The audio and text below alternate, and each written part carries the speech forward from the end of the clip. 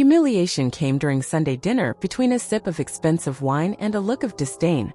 Jonathan knew that his father-in-law, William Harrington, never saw him as a man worthy of his daughter, Claire. "Men like you always end up asking for favors," William said with a wry smile, swirling the wine in his glass.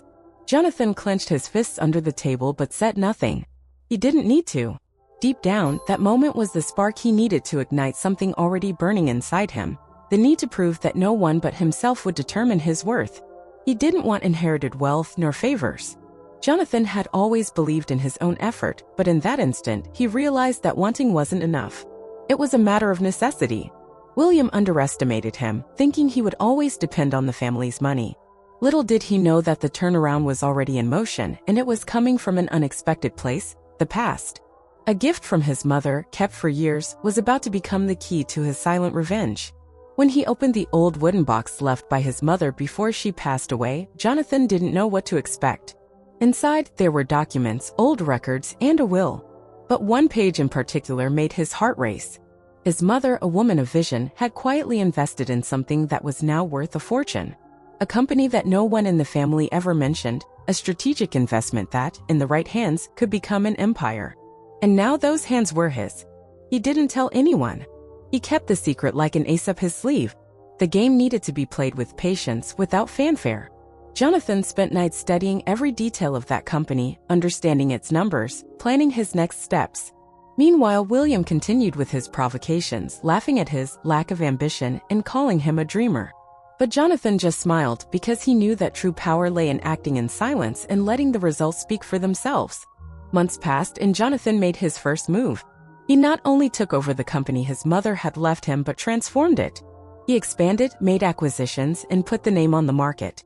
The contacts that William was so proud of having? Jonathan was now dining with them. The opportunities that once seemed distant? They were now within his reach. And William had no idea. Until the day everything changed. William's company began to face difficulties. Financial problems, bad investments, a ruthless market. He needed a solution. And the only way out was a partnership. The name that came up at the investors' table was the one he least expected. Jonathan Carter. The man he humiliated was now the only person capable of saving his company from ruin. Destiny has a cruel sense of humor. The meeting was scheduled. William entered the room not knowing what to expect. When he saw Jonathan sitting at the table in the place of honor, he swallowed hard. Jonathan smiled, but not with arrogance, with control. He was the one calling the shots now. William needed help. And Jonathan was willing to help, for a price. One that would ensure his father-in-law never looked down on him again. As he signed the documents that formalized the new partnership, William tasted the bitter taste of his own arrogance. Jonathan didn't need his approval. He never did. But now William needed him. And that was the greatest revenge of all. Silent, strategic, without a single scream or threat. Just the inescapable reality that the game had turned. And as Jonathan watched the man who had so despised him sign that contract, a thought crossed his mind. This was just the beginning. The newfound power was addictive and there was much more to come. But would silent revenge truly satisfy him? Or was there something more behind it all? Jonathan wasn't fooling himself. Beating William in that power game was just the first step.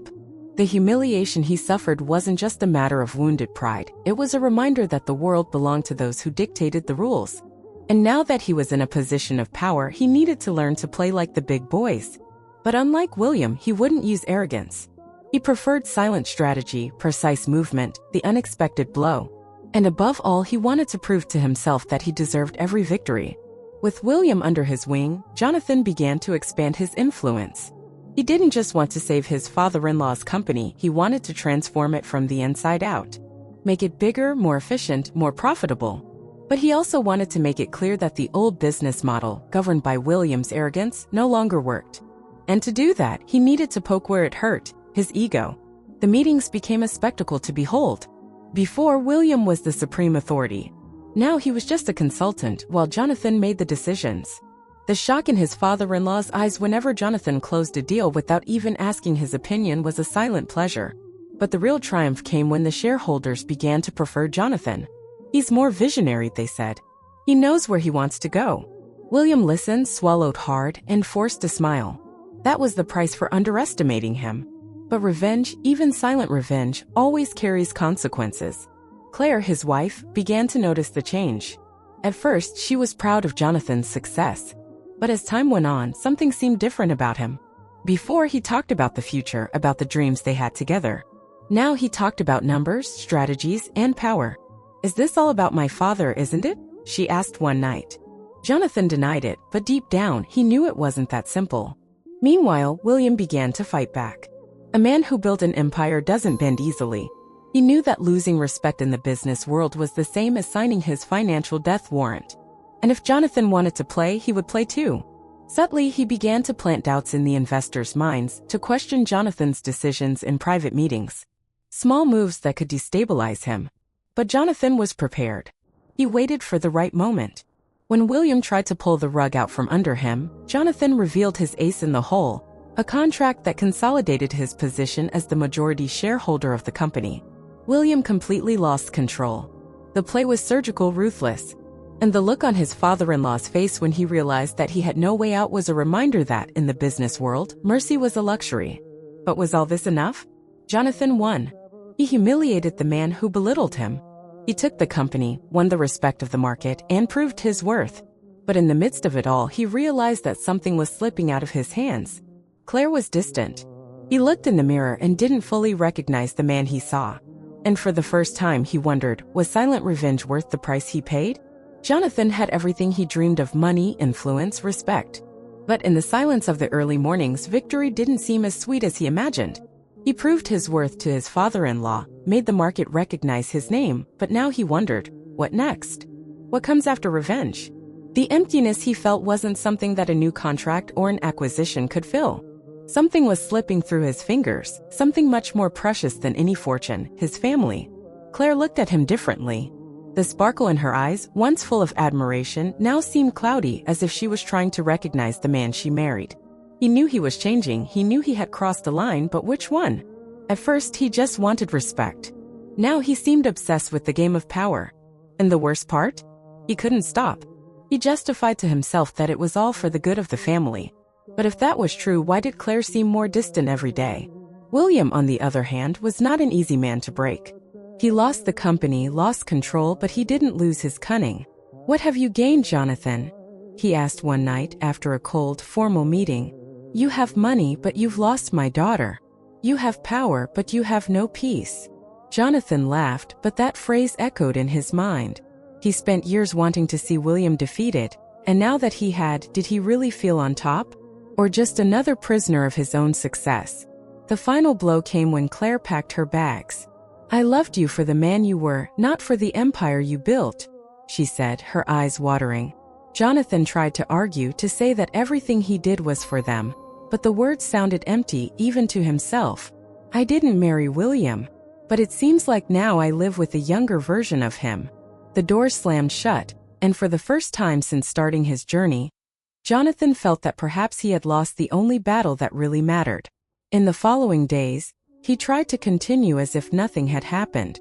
But the office seemed colder, the contracts less exciting. The money kept coming in, the investors trusted him, William was ruined. But none of that seemed to matter without Claire by his side. For the first time, Jonathan realized that he was repeating exactly what he swore to despise.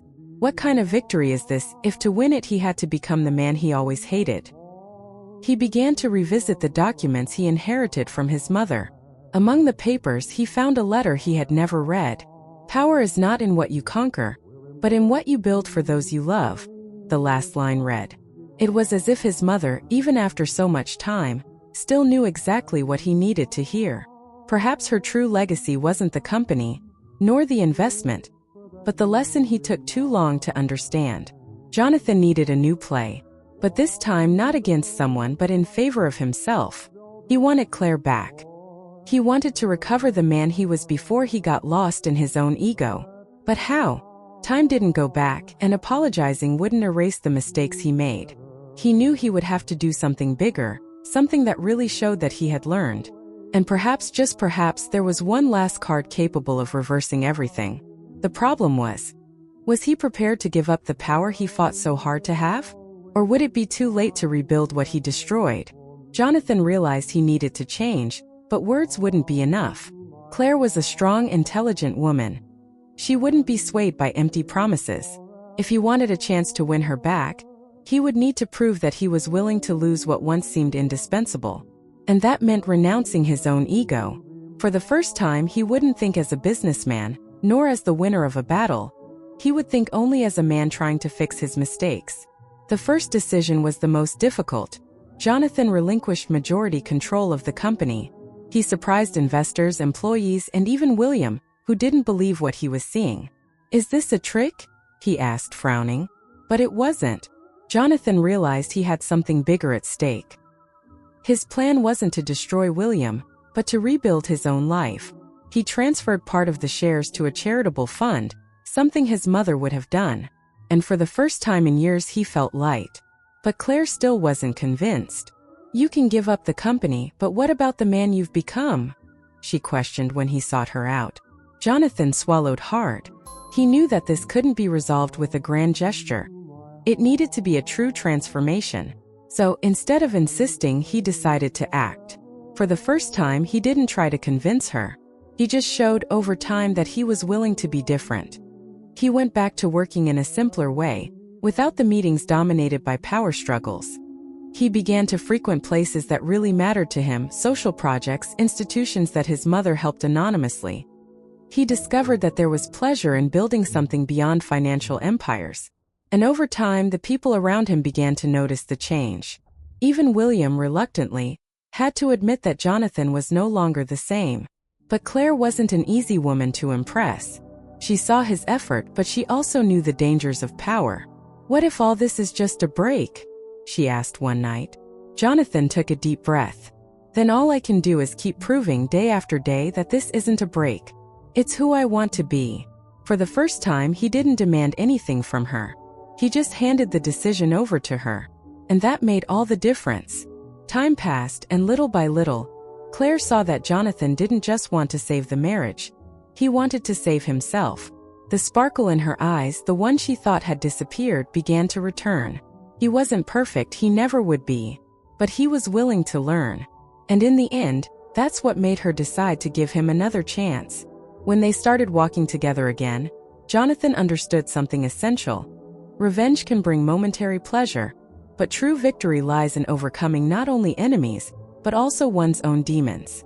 He beat William, yes, but his greatest achievement was realizing that true power wasn't in defeating someone, but in building something worthwhile.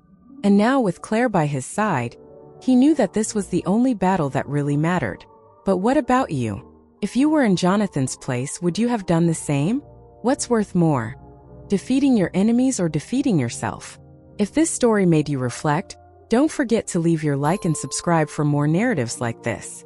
Activate the bell so you don't miss the next stories that will make you see the world through different eyes. Hi, you are on the Moving Narratives channel. Subscribe and follow our stories.